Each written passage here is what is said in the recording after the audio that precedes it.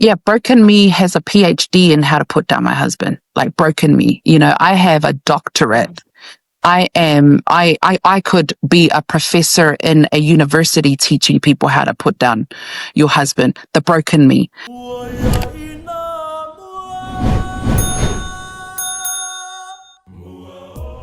And that's why, one of my songs is called Dear Ex-Husband. And the first 100 drafts of that song goes like, Dear ex-husband, fuck you, you know what I mean?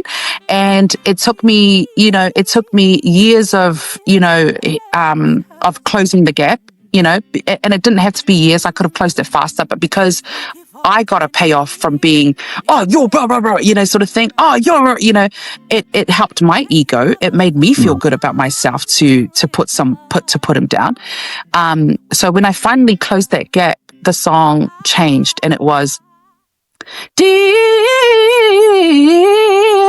ex-husband, thank you for the 20 years you gave to us, right?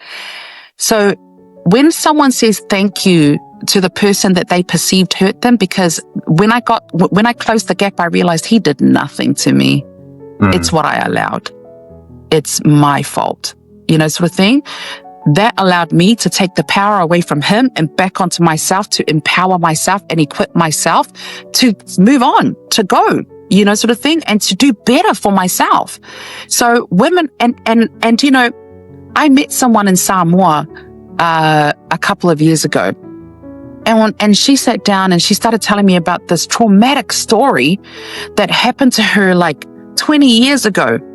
And I was like, who are you without that story? Do you tell everyone that story? And she's like, yeah. And I'm like, is that the only story you tell about? Sometimes we get so stuck telling the same damn story about that one person that hurt us. And I'm like, girl, I don't want to hear about your man. I want to hear, who are you? She didn't even know who she was because she spent the last 20 years talking shit about her ex-husband.